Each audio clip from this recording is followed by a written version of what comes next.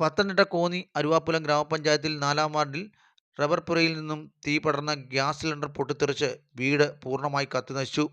മംഗലത്ത് വീട്ടിൽ പൊന്നമ്മയുടെ വീടാണ് കത്തിനശിച്ചത്. വർഷങ്ങൾ പഴക്കമുള്ള വീടാണ് അപകടത്തിൽപ്പെട്ടത്. 22% പൊള്ളലുള്ള പൊന്നമ്മയെ സ്വകാര്യ ആശുപത്രിയിൽ പ്രവേശിപ്പിച്ചു.